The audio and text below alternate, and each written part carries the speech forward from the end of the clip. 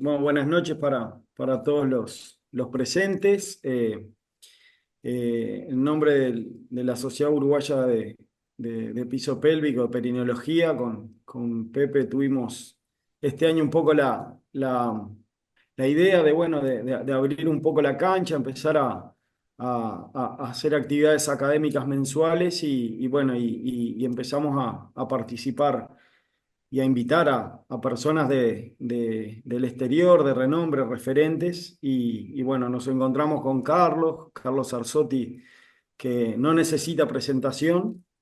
Realmente a donde uno va en jornadas, en actividades de uroginecología, siempre está. Es un placer escucharlo y hoy es un honor tenerlo. Carlos es uroginecólogo, referente en uroginecología en toda Latinoamérica, en cualquier país que se lo nombre en esto que tanto nos apasiona, es referente.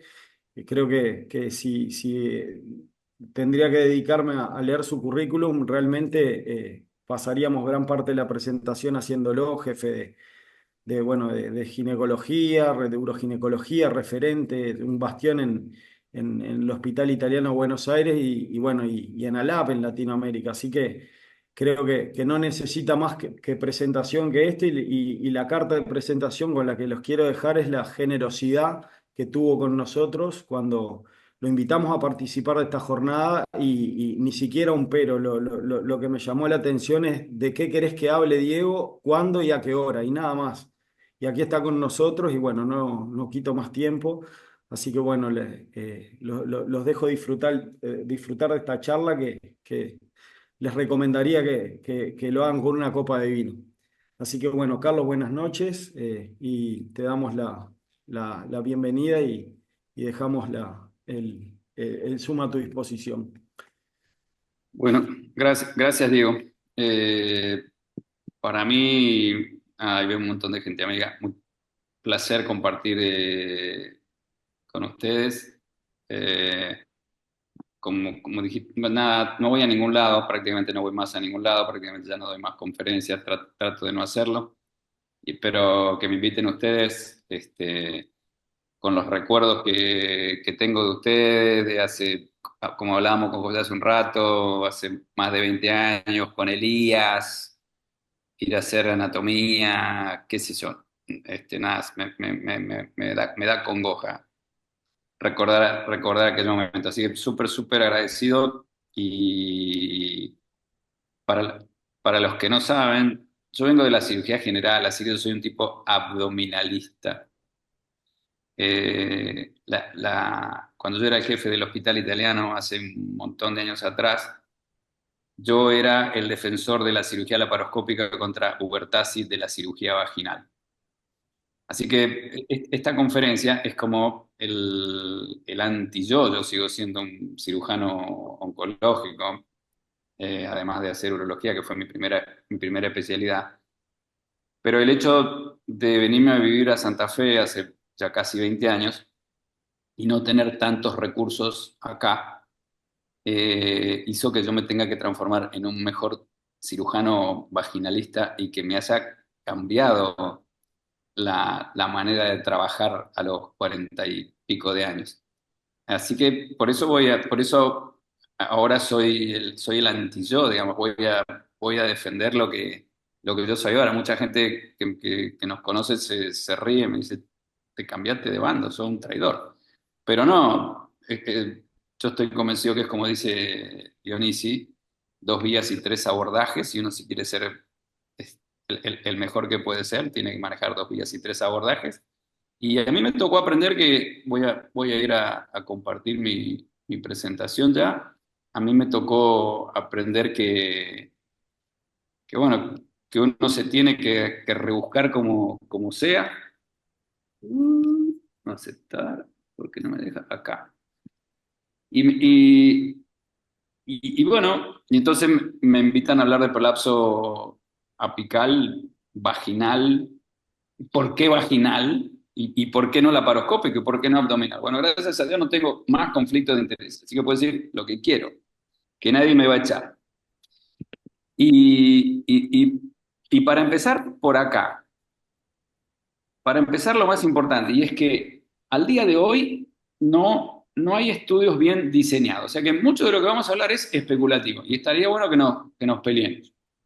Eh, y cada vez que uno le toca defender algo, estuvo bueno, la semana pasada se pelearon Octacilio Figueredo y Liana, mi socio, sobre si preservar el útero o no, y los dos fueron muy honestos, dijeron, voy a poner la evidencia que me favorezca, y la otra después vemos qué hacemos.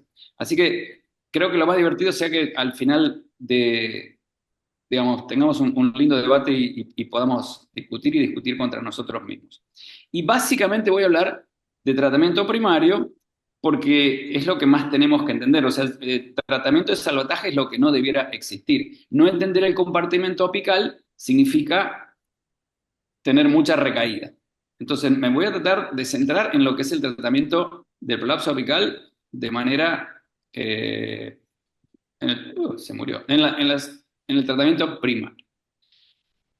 Este se llama Salto 2, es el estudio que iba a venir a aclarar que era mejor. Saben que la colpopexia sacroespinosa es preferida por muchos por sobre el Javi uterosacral, sobre todo en el paciente recaído, pero es mucho más fácil, es mucho más amigable, tiene mucho menos riesgo, está mucho más difundida. Bueno, el Salto 2 se murió, así que no sé cuándo va a aparecer data como para que alguien me diga, che, pero tal tipo dijo tal cosa y tal cosa tiene mucho peso.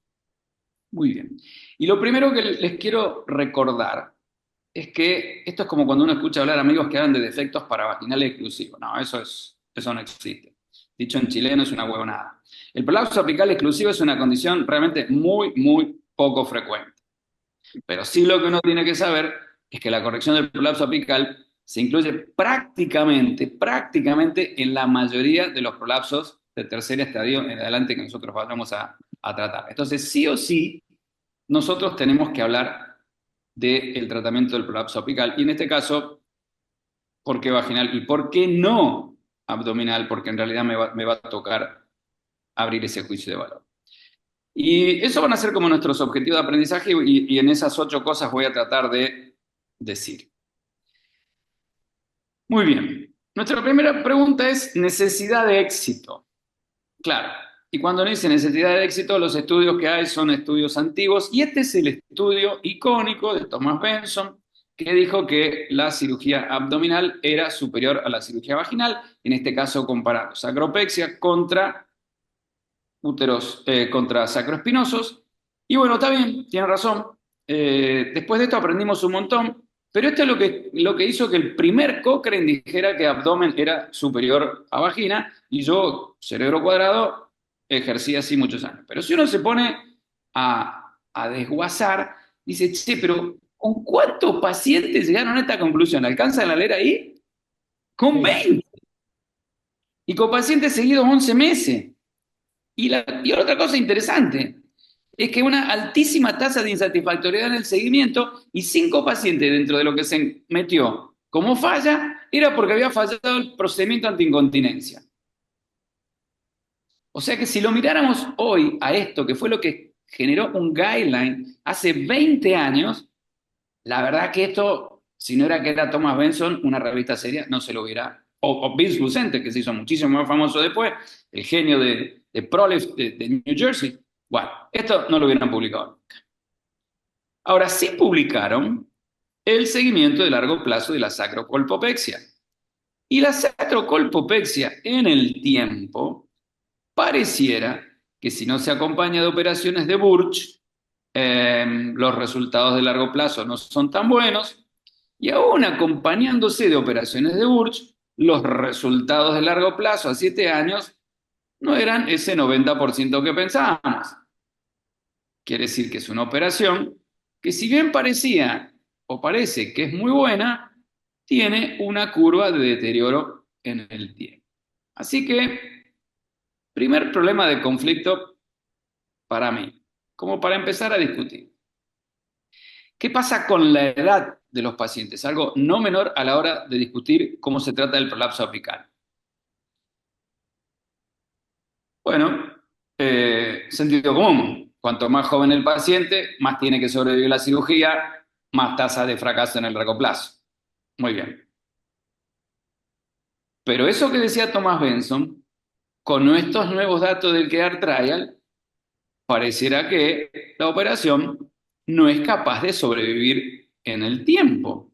Pareciera que la operación tiene mucha curva de decaimiento. Y lo que era dogma, que una mujer de 35 años con prolapso apical avanzado se operaba de sacropexia y era para siempre, pareciera que no es cierto.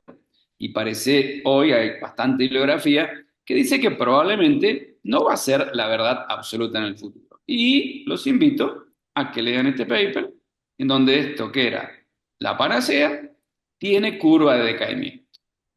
Así que la edad también, y me encantó esta diapositiva que me regaló ayer mi anestesiólogo que me vio escribiendo esta conferencia, y el partido estuvo parejo hasta que empezó. Y acá empieza el partido. Empieza el partido porque recién hablábamos de la edad, y cuando la edad es avanzada y cuando la señora no necesita una vagina sexualmente apta, entonces uno empieza a tener discusiones éticas de si necesita un procedimiento reconstructivo de alto grado de complejidad, de alta tasa de complicaciones, o necesita un procedimiento, perdón, obliterativo, de baja tasa de complicaciones y altísima tasa de éxito.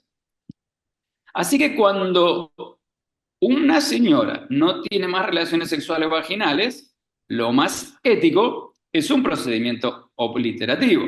Vale decir, la colpoclesia que ustedes quieran, con o sin listerectomía, como Lefort, como Marshall, como Royer, como a ustedes más les guste. Pero el procedimiento, empezó el partido, es vaginal y no abdominal.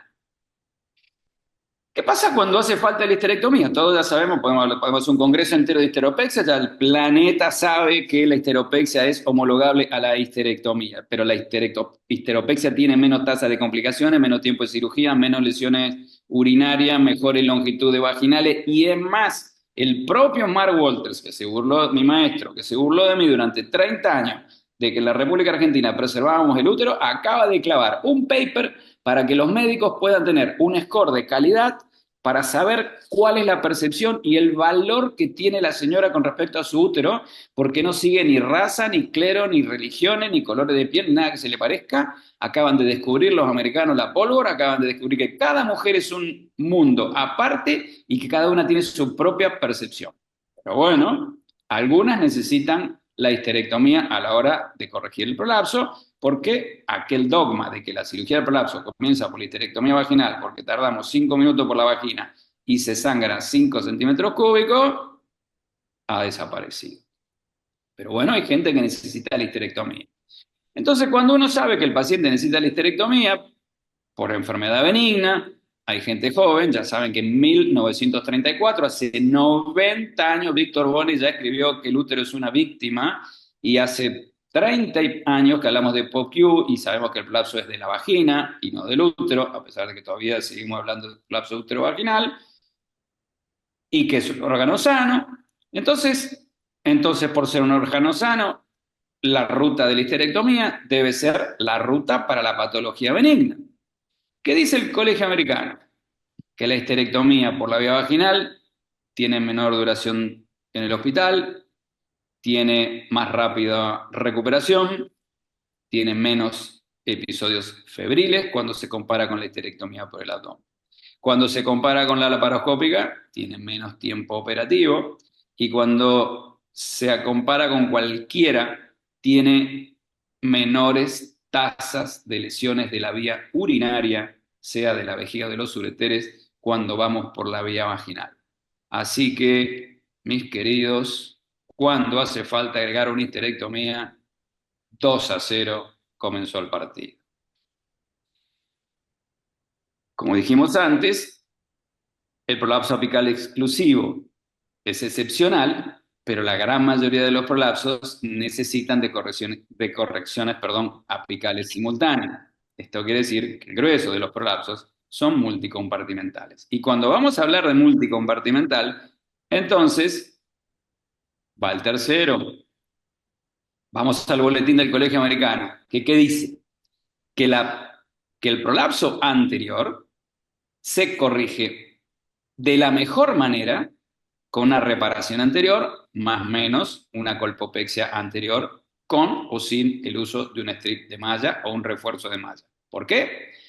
Porque al menos el 60% de los prolapsos anteriores son dependientes del componente apical y como vamos a ver después, de la tríada colinear de John Delancey. Y no hay evidencia sólida para el tratamiento del prolapso anterior, ni siquiera del prolapso por reparaciones paravaginales anteriores por cirugía laparoscópica, ni mucho menos por esa cosa que inventaron en Canadá, que se llama el Transabdominal Anterior Repair, que es como separar la vagina, hacer una V en la vagina y tratar el prolapso de la pared anterior enangostando la vagina si va a la parada. Así que el prolapso de la pared anterior, el prolapso de la pared anterior residual a sacropexia, porque en algún momento, como el 60% del prolapso de la pared anterior dependía del prolapso apical, empezamos a decir, no, hay que hacer sacropexia para el prolapso anterior. Claro, la señora tenía un BA más 8 y te quedaba el BA en menos, no sé, en más 2. Hacía falta la cirugía vaginal. Bien, vamos al prolapso de la pared posterior. El prolapso de la pared posterior, el que quiera, en el boletín, el Cochrane, el que quiera, la reparación vaginal posterior tradicional, la colporrafia posterior tradicional es el mejor procedimiento, es mejor que el transanal, es mejor que el hecho con staplers, es mejor que el sitio específico, etcétera, etcétera, etcétera. Y el propio Geoffrey Candiff, que dijo que la colposacroperineopexia con malla era una cosa fantasmagórica, después que se fue de Johns Hopkins y quedó en Canadá y se le acabaron los conflictos de intereses, él mismo dijo, muchachos, no hagan esto en sus hogares, que no solo no cura el prolapso, no solo no cura la constipación, sino que da dolor anal incoercible, esto no sirve, la cirugía es vaginal. Y ni hablar, cuando nosotros hablamos de defecto perineal, ya saben que la tríada colinear del prolapso es apical, eventualmente paravaginal, que depende 80% del apical, y perineal, para dar la famosa constricción y geometría espacial y estructural de Delancey. El periné se corrige por el periné. El periné no se corrige ni desde el ano ni desde el abdomen. La constricción y geometría se da por vía vaginal. Este es el famoso paper que invito a todos los jóvenes que lo lean porque esto es un masterpiece de anatomía funcional. Entonces, Apex, defecto paravaginal y hiato. Hiato y más hiato. Hiato que ya hace 25 años sabemos que a mayor superficie de hiato, mayor chance de prolapso y a mayor superficie de hiato, mayor tasa de falla. Sí que ese es un dato que no es menor, ya hace más de 25 años que sabemos esto, así que les aviso que se está por venir el cuarto. Y cuando hablamos de reparar la pared posterior, y me voy a tomar una pequeña digresión, porque esto es motivo de discusión permanente, y esto es en contra, ahora sí me toca hablar en contra de la cirugía abdominal, no voy a defender la mía, voy a atacar la otra. Cuando hacemos sacropexia, los resultados, como van a ver ahí, son mejores en el tiempo si uno hace una reparación posterior. La reparación posterior que les recuerdo, les acabo de recordar, va por la vía vaginal. Y ya sabemos que las operaciones apicales tienen peores resultados posteriores y las operaciones vaginales tienen peores resultados anteriores. Esto ya lo sabemos. Así que fíjese qué interesante la tasa de insatisfactoriedad, como 29% con sacrocolpopexia abdominal a 3 años. Es interesante. Hay un gran beneficio en el AP, hay un poco beneficio en el BP y en el estadio global de la pared posterior. Paradójicamente, la gente después no se quiere operar. Y yo siempre digo, pues el estudio lo hizo Cleveland Clinic. Si en Cleveland Clinic me dejaron prolapso de la pared posterior de estadio 3 residual, me voy con Carlitos Arzotti, me mata. Por eso yo creo que la gente no se quiere operar. Muy bien. ¿Y qué tenemos que saber además? Ese es un paper tremendo de Bernard Schroesser, uno de los inventores del GURS por la laparoscopía. Dice que hicieron la cirugía de Geoffrey Candiff y son 33 abdómenes sacrocolpoperineopexias. Muy bien, a 12 meses. Fíjense qué interesante. Le hicieron la sacrocolpoperineopexia de Geoffrey Candiff, que era la última Coca-Cola del desierto, y a un 15% de los pacientes además le hicieron una reparación de la pared posterior simultánea. Miren qué interesante. La tasa de recurrencia es 57% y 3 de los 5 reparados recurrieron. Esto me lo contó Bernard Schroeder a mí en persona porque nunca lo publicó. ¿Qué significa esto? Que cuando uno va por el abdomen, entonces corrige muchísimo e inclusive pareciera como que hasta que se corrige el hiato sin hacer una perineopexia. ¿Y qué es lo que pasa después? Pasa que la operación se afloja. Entonces uno tiene miedo en ese mismo acto de quedarse corto por pasarse largo por quedarse corto. Entonces ese número no es casual, no es invento. Ya en el año 1991, 81, perdón, Ann Weber de Cleveland Clinic había escrito que cuando ustedes operaban un burst y hacían la reparación posterior, era mejor hacerla en 2 tiempos, justamente por esto. ¿Y por qué más? Porque cuando ustedes hacen esto, que nació escrito por Geoffrey Candiff para curar la defecación obstruida, fíjense qué interesante. Cuando van por reparaciones simultáneas, miren que síntomas de novo. Miren qué porcentaje de síntomas de novo. Y era para curar defecación obstruida, ¿no? Síntomas nuevos, 14%. Y miren este numerito, 24% de incontinencia fecal posoperatoria. Es muy fácil, esto para los chicos jóvenes sobre todo, es muy fácil volver de incontinencia de orina residual post corrección de prolapso. Se pone el link hasta con anestesia local, 98% de curación. Ahora, el que se quede incontinente fecal después de una operación de prolapso, que no venga a mi oficina. Y persistente y resuelto, poquitito. Cualquier síntoma, de nuevo, 5, ay, perdón, no sé qué dice, no sé qué me apareció acá. 5%, bueno, no sé qué toqué y no veo. Ok, 5%. Síntomas persistentes, un toco, un toco. Interesante. Ténganlo, perdón que toqué algo y lo hice mal. Tengan en cuenta cuando operan por el abdomen esto. Cleveland Clinic, otra vez. ¿Y qué es lo que pasa? Esto manejan como yo la evidencia, que lo estoy manejando ahora para defender mi punto de vista. Fíjense, decía mi papá, había que estudiar y había que leer hasta el final, porque si uno lee el resumen se compra el boleto que le quiere vender el vendedor, ¿no? Y fíjense qué interesante. La conclusión de este estudio, después del estudio famoso, este es el estudio más famoso de reparación de rectocele del planeta, de Cleveland Clinic. Conclusión, resolución o mejoría de los síntomas intestinales se esperan en la mayoría de las mujeres después de la resolución de un rectocele y reconstrucción pelviana. ¿Está bien? Ah, pero ahora hay que mirar los dibujitos. Y cuando uno lee todo y mira los dibujitos, porque aunque lo lea todo esto no está, resulta que, miren qué interesante, otra vez síntomas de nuevo, síntomas nuevos. ¿Cómo qué? Como vaciado incompleto, como dolor con la defecación, urgencia defecatoria. De nuevo, se me operó el prolapso y me quedo con urgencia defecatoria. Yo paso, ¿no? E incompetencia anal para sólidos, 6, para líquidos, 4 y para gases, 24. El que sabe sumar y restar, como decía mi papá, fue hasta tercer grado, 34%. Uno de cada 3 puede tener síntomas de novo. Síntomas de novo que probablemente si uno hubiera interrogado apropiadamente al paciente, con mucha significación, ¿no?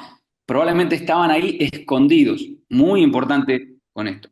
Y ahora, estos que son los de la sacropexia, los del Pelvic Floor Disorders Network, que como ya no sabían qué hacer, fueron a buscar los scores más retorcidos que son el CRE y el CRE. Ya no sabían qué hacer para sacarse este balurdo de encima. Y la conclusión otra vez, la mayoría de los síntomas mejoraron en mujeres con prolapso de órganos pélvicos moderado a severo después de sacrocolpopexia. Ah, pero vamos a mirar los dibujitos. Vamos de nuevo a los dibujitos. Incontinencia con la actividad. Nuevos síntomas posoperatorios en aquellas que recibieron reparación posterior simultánea. 9,2%. 6% de incontinencia para gases. 6% para fecal urgency. Ahí vamos en 21%. Pueden jugar al ahorcado. Ya saben qué es eso. Es muy difícil ver de la incompetencia anal. Entonces, en conclusión, cuando nosotros tenemos defectos apicales y que tienen defectos en el compartimento posterior, está todo bien. Pero los pacientes que reciban reparaciones posteriores sistemáticas para ganar tiempo, que es el 4-0, que les aviso que el posterior era vaginal, por si no les fue quedando claro, entonces pueden ser propensos a tener mucho más sintomatología del compartimento posterior, como incontinencia, como dolor, como urgencia, y entonces los procedimientos son escalonados, así que si los pacientes van por arriba, es mejor escalonarlo, le toca ir por abajo en un segundo tiempo para algo que no le hubiera tocado si arrancaban por abajo. Así que va el cuarto. Costo. Y probablemente sea el peor el que acabamos de pasar. El más complejo, el que mayor cantidad de complicaciones trae. Costo. Bueno, ya saben que yo soy piamontés. Por eso me gustan los ingleses, que son más tacaños que nosotros, los piamonteses. Bueno, ahí está. Está claro, ¿no? Si vamos, hasta el anestesista es más caro. Acá para prolapso el anestesista vale lo mismo, pero ahí el anestesista es más caro. Bueno, fácil. Vamos por arriba, chao, más caro. Final de la conversación. En todo el planeta. Esto sin hablar de lo que implica el costo indirecto del uso de tecnología, laparoscópico, robótica. ¿Ok? Vaginal. Otro para mí. Necesidad de tratamiento de incontinencia urinaria de esfuerzo. Acuérdense ustedes que la mayor prevalencia de incontinencia urinaria de esfuerzo está básicamente en los pacientes con prolapso, no en los genuinos. Dependiendo del estadio del prolapso, arrancamos en 25 o 30% y podemos terminar en el estudio Bobillal 78% de incontinencia de orina potencial en los pacientes de cuarto estadio, que es exactamente lo mismo que tener incontinencia de orina genuina. ¿Cómo se trata la incontinencia de orina de esfuerzo en el planeta? Bueno, por el que ustedes, como ustedes quieran. Pero si quieren ir por el abdomen con mini invasión, Virtual laparoscopía, Cleveland Clinic otra vez, Virtual laparoscopía versus el link retropúbico, marca TBT de Johnson Johnson. Tiempo, perdón que me quedó en inglés esta diapositiva, mil disculpas, no me di cuenta. Tiempo operativo más para Burch, a 12 meses, 6 veces menos. Esto es exactamente lo mismo que encontró Catherine Ward cuando se empezó a morir el Burch con el famoso trabajo inglés. Y el Burch tiene más urgencia, tiene más disfunción en la micción, etcétera, etcétera, etcétera, etcétera. Así que el abordaje es vaginal con un sling. Ya perdí la cuenta de cómo va la goleada. Y por último, la complicación. Las complicaciones. Y voy a ser bastante jodido porque voy a usar un paper que yo me he cansado de criticar, porque este paper tiene una crítica muy importante y es que el Matthew Barber, que es el metodólogo número 1 del planeta, que les aviso que es el inventor de los composite results, acaba de decir que composite results no va más y que los resultados ahora son solo centrados en los pacientes y que de lo que den los composites, si el paciente se siente bien, chau, el paciente está feliz, chau, el paciente está curado. Así que vamos a cambiar la manera de escribir a partir de ahora porque este que es el metodólogo número 1 del planeta, el tipo más hábil para manejar la bibliografía y los resultados del planeta, el inventor de la no inferioridad o quien impuso la no inferioridad en uroginecología, dice que no va más.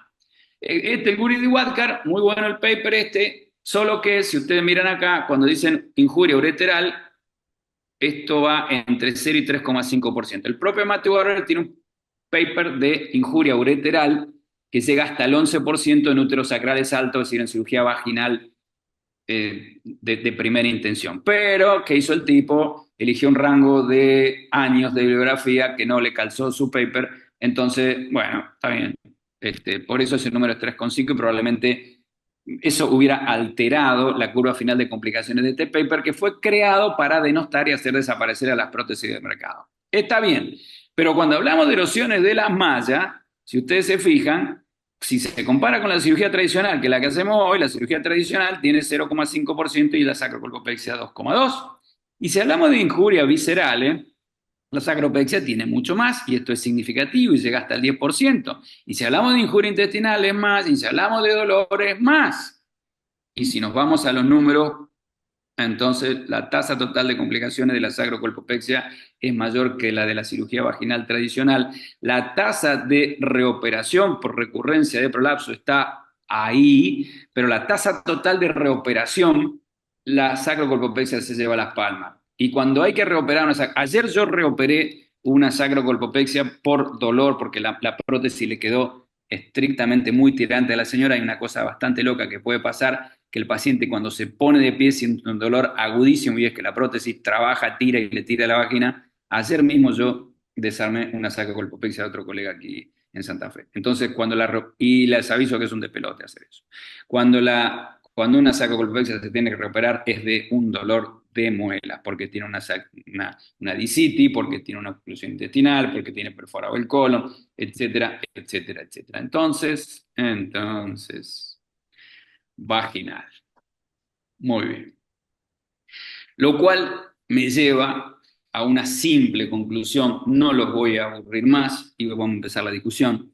Y a pesar de que no existe evidencia de muchísimo peso para comparar estos procedimientos, en vista de los datos que le acabo de arrimar, se me hace bien difícil decir que el approach abdominal, sea abierto, laparoscópico o robótico, pueda ser superior. Muchísimas gracias y ese mensaje es para el doctor Dieguito Paciel de su amigo, mi vecino, Carlitos Gómez. Muchas gracias. Bueno, Carlos, muchas gracias. Qué lindo ver al Turco Amur al final de esta presentación, que tanto lo queremos. Bueno, te agradecemos en nombre de la Sociedad Uruguaya de Perineología y bueno, el auditorio es amplio y dejamos abierto el chat y vamos a habilitar también para que en orden podamos hacer preguntas que me parece más interactivo y más rico para, para poder interactuar con vos. Así que eh, No, aparte no. La vegana de hoy en día. No como carne porque ponen animales. hay, ahora sí, voy a revisar el chat a ver si hay alguna pregunta. Eh, bueno, acá hay una pregunta del doctor Yanatacio donde pregunta qué pensás, Carlos, de la pectopexia. Ay, que se me cerró. ¿Qué pensás de la pectopexia como reemplazo a la colposacro? Como cirugía con buenos resultados, si es más corta y si las complicaciones tan temidas de la segunda, de la colposacro. Bueno, me encantan las pectopexias. Justamente los otros días, yo tengo la suerte de verlo operar un montón a Sebastián Altuna, que es uno de los, de los magos que yo he visto operar. No sé si lo han visto operar a Sebastián Altuna. Si no lo han visto operar, vayan a verlo operar. Y hace algo que me parece, o sea, me parece una muy buena cirugía la pectopexia. Me parecen mejores los tipos que hacen pectopexias más altas que laterales, entrando bien arriba, entrando como cerca de la espina, no tan horizontales. Y tiene algo que me parece una genialidad, que hay gente haciendo esto, y Sebastián lo está haciendo, y yo lo empecé a copiar, y es que permite la combinación de técnicas. Entonces o sea, es una cirugía mucho más sencilla que una sacropexia, tiene mucho menos tiempos, es mucho más amigable para un cirujano más novel y no tan proficient, así como dicen en Estados Unidos, y me encanta porque se puede combinar. Entonces, ¿qué estamos haciendo? Pectopexias y una combinación con uterosacrales altos para tratar la pared posterior, sin necesidad de renegar con la disección de la pared posterior y luchar con la malla contra la cara anterior del recto, peritonizar y compañía. Entonces, toda la pared posterior, que es la más difícil de manejar, la más difícil de renegar, ir para atrás, ir hasta abajo y demás. Entonces, hacer la combinación de pectopexia con con uterosacral alto, eventualmente con una aplicatura medial tipo Jaime Cole. Uterosacral alto, más o menos Jaime Cole. Me encanta. Me parece una muy buena cirugía. Pero no horizontal como la veo hacer en Europa, viniendo desde la espina, viniendo como desde más arriba, tirando como más arriba. Tension free, me encanta, me parece una genialidad. Acá hay otra pregunta, Carlos, del doctor Garavito, donde le pide alguna opinión o tips and tricks para identificar el ligamento sacroespinoso en la colpopexia vaginal. Muy bien, ir con algún cirujano que tenga muchos casos, hacerlo. Cuando apareció American Medical System en la América Latina, vendiendo elevates, los tipos no terminaban de entender que la operación acá no se había enseñado. En América Latina no se han enseñado uterosacrales altos. Bueno, uterosacrales altos no se han enseñado, definitivamente. Y probablemente Uruguay era uno de los pocos países que hacía sacroespinosos. Yo he operado por todos lados. Y, o sea, no sé, no había en Perú, no había en Paraguay, no había en Chile, no había. En Uruguay sí había.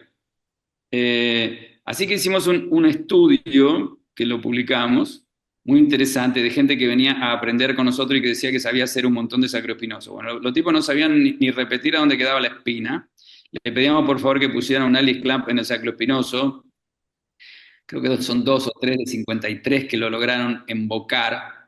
A mí me ha tocado enseñar sacroespinoso en un montón de lados y he tenido los accidentes gravísimos por confiarle a gente que me dijo que sabía dónde quedaba el sacroespinoso y me puso los arpones en el pudendo. Entonces, ¿cómo es? Movilizar bien el recto, movilizar bien lateral, como decía David Nichols, full extension, movilizar bien el recto, moverse hasta la apoyo rectal del ano y acceder a la fosa isquiorrectal. Y una vez que uno accedió a la fosa isquiorrectal, disecarla bien y disecarla con tranquilidad. Y si uno tiene miedo, puede disecar con el dedo en el recto. Identificar la espina y de ahí para el medio. Pero lo más importante es saber a dónde está la espina. ¿A dónde está la espina? Esto le preguntábamos a la gente. ¿A cuánto vive la espina del cuerpo perineal? Vive a -7, -8. ¿Qué quiere decir? Que cuando uno está enseñando sacroespinoso y tiene un tipo que mete el dedo y lo metió hasta acá, no está. Porque yo tengo que saber cuánto vale mi dedo y mi dedo vale 8. Es decir, que si yo tengo el dedo acá, o sea, no es una cirugía para gente con dedos cortos. Entonces, si yo veo que el tipo tiene la mano metida hasta acá, no, ya se pasó, no está tocando, si me dice está tocando sacroespinoso, no es imposible. Porque la espina vive a -7 y de ahí para el medio. Y un sacroespinoso, un sitio de anclaje razonable sacroespinoso vive a -9. Por eso no se puede hacer una histeropexia de un prolapso de 11 centímetros sacroespinoso, porque 11 no se pueden colgar de 9. Entonces, la mejor recomendación es que o se vayan a un cadáver lab, que no hay mucho, o se vayan a hacer un cursito de un día, 2 días con alguien que tenga mucho caso. Que yo, ponele, no sé si a Diego le pasé, no sé a quién le pasé hoy. La oficina nuestra en Buenos Aires esta semana hicieron 17. Los socios míos. Y te aseguro que te da una panzada. Una vez que lo tocaste 2 veces, 3 veces, 4 veces, ya aprendiste. Es una técnica muy amigable. Y es mucho más amigable que hacer uterosacrales altos. Es una cirugía instrumental dependiente. ¿Ok? O tienen valvas o tienen juguetes, o tienen arpones o tienen capi, lo que sea. Pero es instrumental dependiente. La semana pasada estuvimos operando en Perú. Ramiro Ampuero dijo que no hacía falta tener instrumental especial para hacer cirugía vaginal. Sí, pero el guanaco se llevó su caja de cirugía vaginal para operar y a nosotros nos tocó hacer un sacroespinoso con una valva así de ancha y de 10 centímetros. Lo que puteamos ni les cuento. Entonces, es una cirugía instrumental dependiente. Necesitan tener 2 o 3 Breskin Abratil de 18 centímetros angosta y con eso van como piña. Y eso se para y se trabaja seguro y no se rompe nada. O bien, si tienen arpones o capio, con un agujerito así chiquito, lo resuelven. Sobre todo si ustedes quieren hacer sacroespinosos por la vía anterior. La mejor manera, arrancar a familiarizarse por atrás. En la medida que uno va avanzando, por adelante. Hay más preguntas acá. Para no irnos de tema, yo quería preguntarte algo para seguir con la misma línea. ¿Cómo queda más fácil en los prolapsos de cúpula sin útero? Si le abordás el sacroespinoso cuando haces la rafia posterior o vas por adelante. Que nosotros nos viene muy bien ir por adelante, como cuando pones el Splentis, nos viene bien y como decís vos, con las Breskis y Alice disecás bien, corriendo el recto, inclusive ayudándote con compresas. Pero ¿cuál es tu experiencia? ¿Cómo vas mejor? Mira, cuando se hace un sacroespinoso como técnica exclusiva en prolapso post-histerectomía, la mejor manera es la de Michigan, 4 esquinas. Entonces, anteriores y posteriores. Entonces, después acceder como quiera. Pero, y si accedes por adelante, tenés la gran ventaja de la colpopexia anterior. ¿Cuál es la crítica al trabajo de Thomas Benson? Y el trabajo de Thomas Benson es que la mayoría de las colpopexias eran posteriores y por eso tenían fallas anteriores. Y la sacropexia es en pantaloncito, es con colpopexia anterior y posterior. Y eso es un concepto que parece de perogrullo, pero resulta que todas las colpopexias que teníamos, McCall, High McCall, eran solo posteriores, sacroespinosa eran solo posteriores, y el uterosacral era una colpopexia anterior y posterior. Entonces era poco lícito, poco decente decir que tiene muchas fallas anteriores si vos no estabas dando colpopexia anterior. Si vos sabés que el defecto de la pared anterior, 60%, es culpa del componente apical, y vos no das colpopexia anterior, la verdad que es una burrada. Por eso los uterosacrales altos es una cosa que hay que saber que no tiene absolutamente nada que ver con los high McCall, es una colpopexia anterior y posterior. Bien, el advenimiento de tecnología para poder hacer sacroespinoso desde lo anterior en presencia de útero, bueno, hizo que esto sea más piola, más fair para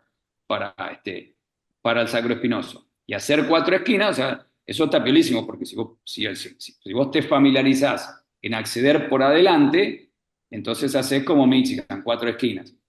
Una esquina o 2 esquinas anteriores, ya sabemos que no hace falta hacer 4 esquinas, haces una esquina de colpopexia anterior y después cuando vas por la reparación posterior, haces una u otra esquina o 2 esquinas de colpopexia posterior.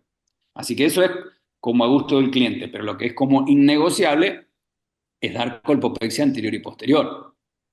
Porque si no, entonces sí, estás como, aunque sea anterior, es demasiada posteropexia, dejas demasiado expuesta a la pared anterior. Y ahí vuelve otra vez el rol del hiato. Si el hiato no llega a una superficie de hiato decente, entonces la pared anterior queda expuesta, y si vos tenés una posteropexia y la pared anterior expuesta porque no tenés hiato, entonces esa es una macana.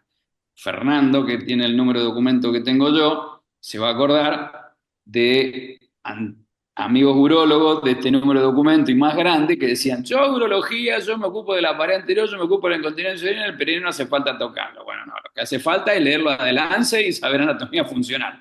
Después lo demás se llama, a mí me parece logía. ¿Ok? Así que tan importante la colpopexia como la reconstrucción del hiato. Es una tríada aculineal, son interrelacionados. Bueno, creo Carlitos, que Pepe. dentro de la elección para la vía, la obesidad, ¿no te parece un factor determinante también para la vaginal? Muy bien, eso es como la falla, el fiero, te voy a decir, me va a costar una crítica. La más vieja y la más gorda. Esas son las peores. Así que sí, totalmente. Totalmente. Esa señora que es más fácil saltarla que rodearla por abajo. Sí. No. Yo. Después, si hablan con Dionisio, si hablan con Altuna, todo es por arriba. Está todo bien. Mucho más fácil por abajo, mucho menos morbilidad, mucho menos fácil. O sea, el instrumental es el mismo. Ahí voy con Ampuero. El instrumental es el mismo, no necesita trocar el largo, renega mucho menos, el postoperatorio es mucho menos renegado, la tripa no te joden. Para mí por abajo. Bueno, la pregunta de iPhone creo que quedó contestada. Eh, Después, bueno, pregunta, no sé, docencia, hay otra pregunta donde dice, en las pacientes con prolapso de cúpula, con o sin antecedente de intervenciones quirúrgicas para prolapso, ¿tomaría en cuenta la longitud vaginal para decidir el abordaje? Muy bien. Es buenísima la pregunta, porque me encanta la pregunta, muy inteligente, porque mal usamos el término prolapso de cúpula para hablar del prolapso post-histerectomía. Cuando uno tiene un paciente con un prolapso de tercer estadio, con el punto C en +6, tiene prolapso de cúpula. Tiene la cúpula afuera, tiene el cuello afuera y tiene la cúpula afuera. ¿Ok? Entonces, está buenísima la pregunta, porque eso siempre discutimos. Hablamos de prolapso uterovaginal. No, el prolapso siempre de la vagina. No, ni de la vejiga, ni del recto, ni del enterocele. Bueno, que eso es una hernia, pero el prolapso de la vagina. Entonces, depende de la técnica que uno vaya a usar, la utilidad o no de lo vaginal. Nosotros tenemos un estudio muy largo y muy interesante de colpopexia o de colpohisteropexia, sacroespinoso, en donde por encima de los 11 centímetros, por cada centímetro tenés garantizado 30% de fallo. Quiere decir que un prolapso más 11 tiene 30% de falla mínima, más 12, 60, más 13, chao. Está fallado el paciente. No va, no. Por esto de que no se puede colgar de sacro espinoso, 13 no se puede colgar de 9. Por eso, cuando tenemos un prolapso muy, muy grande, ahí sí para nosotros es sacropexia. Porque si no, tenés que acortar la vagina. Y nos pasó el otro día en Perú. Teníamos un prolapso más 20, entonces vos tenés que sacar el útero y acortar la vagina a 9. O sea, es un problema recortar 9 centímetros de longitud vaginal movilizada a la vejiga. Si el paciente tiene una vejiga así, se hace muy, muy difícil. Ese paciente, como decía Octacilio, dice, yo rezo para que cuando le pregunto si tiene vida sexual vaginal me diga que no. Rezo, porque entonces es obliterativo y chao, más 30 da lo mismo. O sea, te renegás un poco más y te pagan lo mismo. Pero, entonces, esa es una limitante.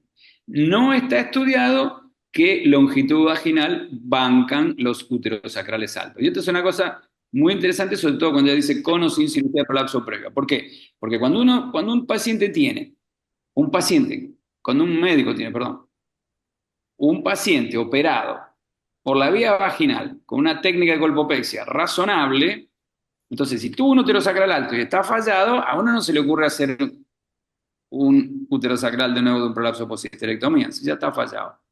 O si no tiene fallado un sacroespinoso, si ya está fallado. Esto es de sentido común. Ese paciente sí es para sacropexia. Entonces, si el paciente tiene prolapso post-histerectomía o prolapso, corrección de prolapso, que tuvo una colpopexia por la vía vaginal, no es razonable pensar en otra colpopexia por vía vaginal. Usualmente ese paciente está súper denervado, está muy tronado, como decimos acá, y es mejor que se opere por el abdomen. Tengo que entregar ese punto. Bueno, te agradecen la respuesta. Y otra pregunta del doctor Gianastasio, donde te la resumo. Si no ves más riesgo yendo por abajo para el sacroespinoso porque es una cirugía ciega y por lo que entiendo con respecto a la arteria glútea, a la lesión de la arteria glútea, que debería resolverse con hemodinamia y si en ese sentido no tiene más ventaja la laparoscopía, que obviamente ves de arriba la arteria glútea o donde estaría la arteria glútea a la vista. Muy buena pregunta. La respuesta es absolutamente no. ¿Por qué? Porque la cirugía del sacroespinoso no debe ser a ciegas. La cirugía del sacroespinoso es mirando el ligamento y pasando el punto de manera apropiada. Punto 1. Muy, muy buena observación. Punto 2. Si ustedes utilizan arpones y lo hacen a ciegas, eso es mucho más seguro que poner un punto. Si un cirujano tiene un accidente de arteria glútea usando un arpón, es porque no sabe la anatomía espacial del ligamento. Porque si ustedes tocan el ligamento, tocan la espina y se ponen 2 centímetros por dentro, yo ya sé que mi dedo vale 1,9. Entonces estoy tocando el ligamento y me pongo por adentro de eso. Si ven el estudio cadavérico de Agustín Sampietro e Ileana Sanger, un Nobel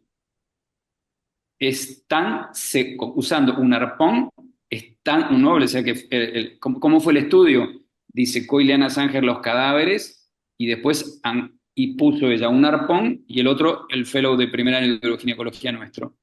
Y fue tan segura Ileana como la fellow. Y ese es el estudio cadavérico que hizo Agustín Sampietro con 8 cadáveres, en donde estuvo a un promedio de 3,2 centímetros de la arteria glútea. Hay que pifiarle por mucho para dársela a la glútea. Hay que saber poco y nada de anatomía. Cuando uno sabe poco y nada de anatomía y va a hacer operaciones de alta complejidad, eso ya está estudiado. Uno es un cirujano de bajo volumen y se llama peligroso en Estados Unidos. Tiene 279 veces más chance de tener algo que se llama un non-routine discharge y de matar al paciente. Así que eso no debe pasar. Y si uno mira globalmente, los accidentes vasculares de la laparoscopía, de la sacropexia por laparoscopía de la vía que sea, son en promedio 4% contra 2,5% de accidentes graves en sacroespinoso. Y básicamente los accidentes graves de la sacropexia no son la glútea, es la vena ilíaca izquierda, que es bastante fácil ponérsela, sobre todo si uno es un cirujano diestro que pone puntos de derecha a izquierda. Entonces la respuesta es no. O sea, así como, o sea, porque para hacer la paroscopía de alta complejidad y movilizar el recto hay que saber la paroscopía de alta complejidad, hay que saber anatomía, hay que saber mover todo. La glútea es la de menos. Entonces, ¿por qué hay que ser proficient para hacer la paroscopía y a la que te criaste para hacer sacroespinoso? No, vuelvo a Dionisi. 2 vías, 3 abordajes, pero a full, con calidad. Y realmente es así. Cuando fuimos con Fernando, Pepe y Javier, el grupo nuestro, con Agustín y Sebastián Pilar, que era la primera vez ya hace años que yo veía los arpones, me parecía súper peligroso. Los vimos y bueno, volvimos y nos enfrentamos a tener la aguja, el arpón y realmente con pocas horas de proctor que tuvimos y empezamos a hacerlo con cuidado, ya conociendo el sacro espinoso, es una cirugía súper segura por abajo con arpón. Después lo que si vos mirando el ligamento lo estás viendo, no profundizándote con el punto, sería muy difícil pegarle a la arteria glútea y te tenés que alejar un montón de la espina y medializarte, ¿no? O sea, el problema de la aguja es como la aguja de Berre, vos sabés por dónde entra y no sabés por dónde sale. Entonces, bueno, si vos tenés una aguja apropiada, si vos tenés una aguja SH para poner PROLN1 o PDS1 o 2.0, lo que te quieren utilizar, la dispersión de la aguja también es muy poca, pero tenés que estar viendo el ligamento, tenés que tener 2 valvas. Nosotros tenemos valva iluminada, tenés más juguetes, si son más subespecialistas tenés más juguetes. Tampoco o sea, valen $1.500, 3 valvas, ¿no? Tampoco el fin del mundo. Pero otra vez lo mismo, o sea, si vos haces la paroscopía, no querés andar pasando puntos con una Bertola descartable de Johnson. Tenés un muy buen portaguja de Storz, qué sé yo. No sé si se puede hablar de marca. Entonces otra vez lo mismo, ¿por qué pensar que algo es más seguro, pero porque vos tenés todos los juguetes y lo otro es la que te creaste? Me parece injusto, digamos, para la vía vaginal. No sé si hay alguna pregunta, está abierto para se abran el micrófono y después que terminen lo vuelvan a cerrar. Fernando, Pepe, que están ahí, no veo a nadie levantando la mano tampoco, así que dejamos abierto bueno, las preguntas que tengan. La auditoría es a full, no se paró nadie Ernesto, perdiendo 1-0 en la hora. cuando tú hablas de sí o sí, o que sería muy recomendable la solución del hiato, este, eh, ¿qué tan estricto sos en la solución del mismo? La solución, ¿haces miorrafia a los elevadores con toda la discusión que tiene? Qué buena pregunta, muy bien. La miorraf, o sea, hay una charla en el website de Infimed de Perú, de Iván Montenegro, de John Delance y los otros días. Muy bien. Entonces, la miorrafia, lo primero que, como dice Ileana Sánger, hay que aprender a hablar con propiedad. 6 cilindros son 6 cilindros, 4 cilindros son 4 cilindros. No es lo mismo. Entonces, la miorrafia del elevador del ano es una cirugía que fue diseñada para el tratamiento del rectocele y está proscripta. La gente confunde miorrafia del elevador del ano con correcciones del cuerpo perineal, que es una dependencia conocida del famoso platillo elevador, del cual hace rato ya no hablamos más, porque John Delance descubrió que la perineoplastía era homologable a apoyar la vagina en el plato del elevador y meter el periné hace que el tercio superior de la vagina, que está prolapsada y está vertical, el tercio superior de la vagina sea horizontal y se apunte al hueco del saco. Entonces, ¿cómo somos con la perineoplastía? Somos como de Al Qaeda. Pero lamentablemente los cirujanos, así como los cirujanos confunden high McCall con high uterosacral, son 2 cirugías diametralmente opuestas. El chat de los fellows míos se llama, el mío, burro adelante para que no se jodan. Se llama Probá con Estudiar, así se llama el chat. Se llama probar con estudiar. Entonces uno prueba con estudiar, descubre que útero sacrales alto es una cirugía que no se junta a la línea media. Es una serie de puntos sucesivos derecho e izquierdo que se anclan anterior y posterior en la cúpula. Y que high uterosacral es tomar los uterosacros y juntarlos al medio. Es una cirugía de tratamiento de enterocelo, eventualmente de colpopexia preventiva en la histerectomía. Son dos cosas completamente distintas.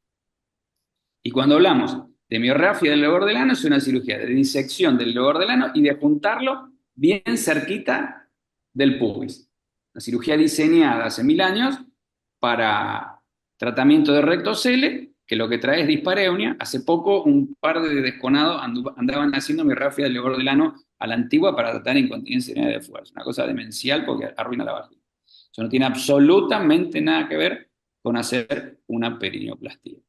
Son dos cirugías distintas. Entonces somos como de Al Qaeda haciendo perineoplastia. Y por supuesto no hacemos miorrafia del lobor del ano. Vos haces una miorrafia del lobor del ano si querés hacer una colpoclesis, como se llama acá en Córdoba, como dice el mago Dionisi, masculinización del periné femenino. Eso es una miorrafia del lobor del ano. Pero eso no hacemos. Bueno, acá hay otra pregunta ya, creo que me la salteé, pero de la tríada de Lancey, bueno, hace referencia a la asociación del defecto apical y paravaginal, bueno, lo escrito por de Lancey, y bueno, el porcentaje es casi la mitad de los casos en los cuales se asocia la colporrafia anterior, y obviamente ya le agrego que la recidiva también. Y bueno, creo que ya un poco hablaste hoy, capaz que remarcarlo un poco más, si es necesario buscarlos y repararlos a esta asociación lesional con el defecto apical que habitualmente no se ve solo, es muy raro ver solo el defecto apical. No, ¿vos tenés que cerrar? Claro, pero apago que ya luz y ya esto por acá, apago acá, cierro. Mirá, casi me dejan encerrado. Escucha, Tranquilo. esperá que me voy a asomar a la puerta. No se vayan, porque me van a echar acá de la oficina. El poder absoluto del defecto paravaginal exclusivo es menos que 16%. Entonces, cuando ustedes traten defecto apical, van a dejar tratado el defecto paravaginal. Yo, la verdad, tengo un par de amigos que están como radicalizados, que hay defectos paravaginales exclusivos. Yo, la verdad, que 2 veces en mi vida debo haber visto citocele derecho exclusivo. ¿Qué quieren que les diga? Entonces, si tratan el defecto apical, y eso va a dejar tratado, y el defecto central acompañante, y eso va a dejar tratado el defecto paravaginal. Ahora, si tienen ganas de abrir la paravagina y tratarlo, nada, diviértanse, sí, está bueno. Me parece genial. Pero eso de tratar sitio específico en un defecto anterior, solo defecto paravaginal derecho, no sé, hay gente que encuentra, yo no encuentro. Yo creo que lo creamos nosotros, muchas veces. Ah, no, pero ni hablar. Ah, no, sí, bueno, ahora es otra Si conversación. si lo vas a buscar, lo creás, capaz. Ah, no, eso ni hablar. Y es bastante fácil en gente con bastante laxitud. Claro. Pero también yo me he cansado de... Vámonos. ¿Venía en 15? Dale, genial. También yo me he cansado de no tratarlo y no han recaído. Totalmente. Si le preguntás a Miki Carram ¿cómo se llama? Y Matthew Barrett tiene un estudio que ellos mismos reexaminaban al paciente, 46% de las veces no estuvieron de acuerdo con el examen que ellos mismos habían hecho hacía una semana atrás, ciegos. Entonces es una cosa de diagnóstico eminentemente intraoperatorio, y si ustedes le preguntan a ellos qué piensan, te dicen, that's bullshit. No, literalmente no. Yo pienso que no.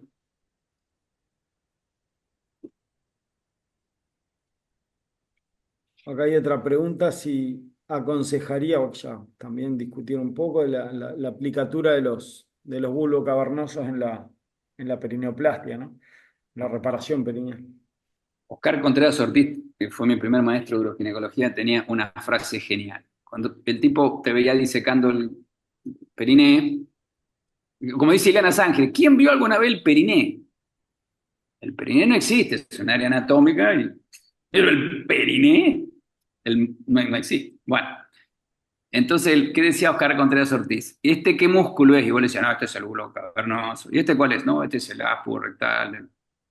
Entonces el pelado decía, ¿cuánto hijo tuvo la señora? 3. Entonces, ¿esto qué es? Esto es lo que quedó, de lo que quedó, de lo que quedó. Chao. Y la verdad que eso me parece una genialidad. Y cualquiera que ha operado más de 4 prolapsos sabe que lo que encuentra por ahí es lo que puede. Que a la izquierda usualmente encuentra bastante, que a la derecha, cuanto más abulsión hay, no encuentra un carajo. Se lo digo en criollo, no sé si está permitido a esta hora. Ya es más no, no son las 10. O sea, uno a la derecha no encuentra nada y uno se da cuenta que va a hacer la perineoplastia, izquierdo, recto, a la señora le duele el totó y a la derecha encuentra nada y sobre todo si tiene abulsión. Entonces decir, no, yo voy a buscar los bulbos cavernosos, qué sé yo me saco el sombrero, el que los encuentre y los diseca, me parece genial. Además les aviso que ya de Lancey dijo que el mismo músculo tiene 16 nombres distintos. Así que imagina, podría hacer un congreso y un scrum. En el scrum tenés 15 y después tenés el congreso. 16 nombres distintos. No, yo no creo en eso. Bueno, en el chat no hay más preguntas, así que bueno, Mirá, ahí, está, ahí la veo, Soraya Cabut, no me deja mentir. Carlitos, ¿qué técnica usás de preferencia para una técnica obliterativa sin útero, un prolapso de cúpula más 6 centímetros, suponete? Marshall, colpectomía de Marshall, que es como un Lefort sin el útero. Sin el útero, sí. Y una buena perineoplastia. Que inclusive puede ser inclusive con un triángulo tipo Labhart. Pero prefiero la colpectomía como si fuera una operación de Boloña, si tiene incontinencia urinaria de esfuerzo, dejando un triangulito para poner un sling. Prefiero la colpectomía a lo Marshall, que es como hacer un Lefort, que el Labhart. Porque creo que distorsiona mucho menos la potencial pared anterior y deja ese triángulo medio como que no me gusta, como tracciona mucho la pared anterior, sobre todo si va a poner un sling, medio como que no me gusta. Y después sí, soy muy agresivo con el perenne a lo Dionisio, a masculinizar. En la colpectomía de Marshall, hacer la resección transversa, ¿no? No, la Los dos colpectomía cuadriláteros, es exactamente que un Lefort. Son 2 rectángulos, igual que Vale. un Lefort, en el sentido superior y antero-posterior. posterior rectangular. Y es como un Lefort, nada más que no tiene el útero. Oye, no sé si está Matías, Finn, que Y no hace después lo falta, trabaja. y no hace Vinimos de falta ver hacer la hoy, perfección total. hoy vimos una recidiva, un prolapso de cúpula que no habíamos tenido. Y bueno, ya pensando en esa obliteración me viene al pelo. Sí, y no hace falta sacar toda la vagina. Y no te metes en tanto problema con la colpectomía y los uréteres y demás, porque ya sabemos que las obliterativas son cirugías de mucho riesgo ureteral. Entonces, tenés como ¿No te ha, menos. no te ha pasado, bueno, supongo que sí te ha pasado de todo, tener una asimetría importante entre lo que es, si querés hacer una técnica obliterativa, entre lo que te quedaría como el cuadrilátero anterior y el cuadrilátero posterior, porque tiene más prolapso posterior? Sí. ¿Qué haces Dio, ahí? dio una, dio una conferencia de eso, Octaciel el otro día, divina, porque el paciente ideal es el simétrico. Claro. Entonces, pero lamentablemente no siempre pasa eso. Entonces, uno puede tener algunos trucos, como por ejemplo, si el componente anterior es muy importante, entonces hacer como una colpoplastía anterior tradicional y después hacer la aplicatura, como achicarse el componente. Si uno es medio vago, como yo, entonces lo que hago es, bueno, hacer más planos anteriores y rehacerme sobre la línea de los planos posteriores. Lo peor es para resolver y los de más alta tasa de éxito, de falla, y si hay que darse cuenta, es los Cuadrilátero posterior. enterocele. Ajá, porque son enteroceles puros, que no hay de dónde agarrarse de nada de adelante y son los de más alta tasa de recaída. Entonces, ahí sí hay que avivarse de que un enterocele no se trata con colpectomía, porque un enterocele no es un prolapso, es una hernia. Entonces, el recorte de vagina no cura el prolapso. Entonces, ahí Claro, sí hay que darse cuenta que hay que tratar el enterocele, abrirlo, cerrarlo, aplicarlo, lo que ustedes quieran hacer, y después si quieren hacer la colpectomía. Necesita ese tratamiento extra. claro. Está buenísima la pregunta, porque es bastante más frecuente que lo que uno quiere. Sí, sí. Son casos un poco más desafiantes en ese sentido. Y muchas veces, como no puede tirar mucho en el consultorio, ¿viste? Porque es medio salvaje tirar en el consultorio, te terminas dando cuenta en el quirófano. Y ahí te quiere matar. Claro. Bueno, no habiendo más preguntas y ya que te están por echar, Carlos. Acá vengo a ser el dueño, pero aunque no crean, no tengo la llave. Bueno, como todos en casa. Como todo en casa, tal cual, sí, sí. Así que bueno, con Pepe, bueno, Fernando, que se conocen hace años y todo el auditorio. eh, y personalmente agradecemos tu generosidad, tu humildad y bueno, estás invitado para participar todos los cuartos miércoles, hacemos jornada, ahora viene otra sorpresa más el mes que viene y estamos intentando levantar un poco el target, así que bueno, creo que va a ser ¿A difícil quién hay que superarlo. convencer? ¿A quién hay que Bueno, amenazar? no, va a ser difícil superarlo al de hoy, así que ha sido un honor, un placer. Creo que hoy llegaste al top de la concurrencia, así que una sociedad chiquita con un Arturo, corazón un saludo que hace rato no te veo. Pico de rating, pico de rating. chico de rating. Mirá, si fuéramos real, estaríamos arriba. Así que Vamos bueno. arriba. No creo que superes el pico de rating de mañana del Uruguay porque van a ser más uruguayos mirando que no mirando la tele con Peñarol, pero La reunión de la Sociedad de Urología de los últimos jueves se suspendió, como no sucedía nunca. Tal cual. Porque juega Peñarol. Tal cual. Usted tiene la suerte de un equipo de primera. Acá el equipo de mi pueblo está en la B. Y de la mitad de la tabla para abajo. Bueno, Lo son extrañamos, rachas. lo extrañamos, Son lo épocas. extrañamos a Saralegui. te mandamos un abrazo y eternamente agradecidos. No, gracias a ustedes, para mí un gustazo bueno, Fernando sabe de lo que les hablo, bueno, Pepe también, recuerdos inolvidables y además me encanta porque la escuela uruguaya es muy vaginalista, es derivativa de la escuela francesa, entonces muy vaginalista.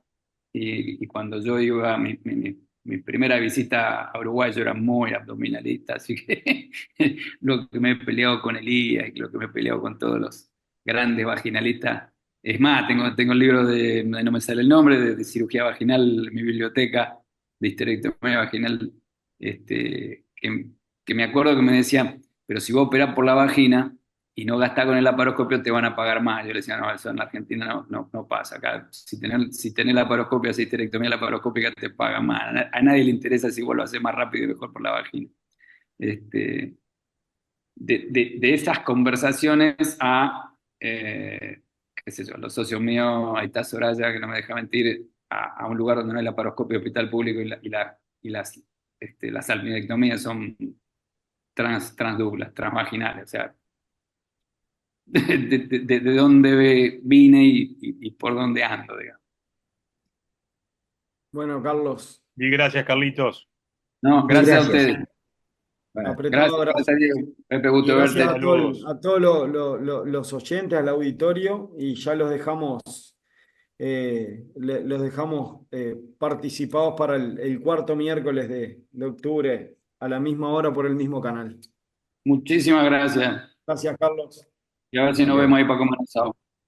Pues Cuando sí, quiera. estamos cerquita, Pendiente, estamos al queda lado. pendiente. Bueno, Sí, señor. vamos a robarle nosotros un abrazo a un asado al turco, a los turquitos que nos tienen tan prometidos. Ahí va a ser más fácil que se haga campeón Colón.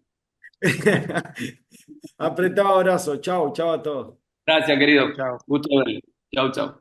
Muchas gracias.